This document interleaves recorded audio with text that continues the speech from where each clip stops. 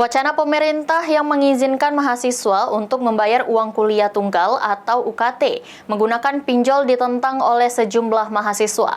Hal ini dikarenakan dapat membebani mahasiswa nantinya saat melakukan pembayaran. Usulan penggunaan pinjaman online untuk membayar UKT uang kuliah tunggal bagi para mahasiswa mendapat respon penolakan dari mahasiswa.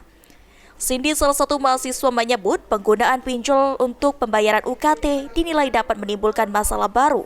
Karena saat ini banyak masyarakat terjerat pinjol, apalagi untuk mahasiswa yang belum memiliki penghasilan dan belum tentu dapat membayar cicilan pinjol tersebut.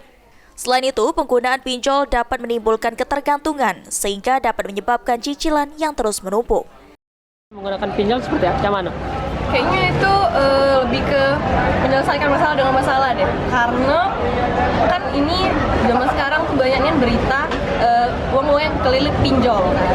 Nah, jadi kebanyakan itu larinya kan ke bunuh diri kan. Apalagi mahasiswa.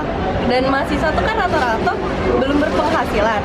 Jadi kalau misalkan pinjol itu bayarnya kayak mana kayak itu.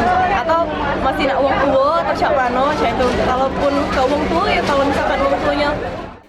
Senada dengan Cindy, Agung, mahasiswa lainnya, mengatakan penggunaan pinjol untuk pembayaran UKT dapat menambah beban mahasiswa dan juga bisa menyebabkan ketergantungan dalam menggunakan pinjol untuk kebutuhan lain. Wah, itu justru aneh sih Bang, karena kan kalau mahasiswa itu lebih sudah banyak tekanan dari tugas, belum lagi tuntutan dari dosen segala macam, ditambah bakal jadi pikiran lagi, bakal tambah beban pikiran lagi karena dari pinjol itu kan bakal jadi bahaya juga ngeliat dari berita-berita sekarang.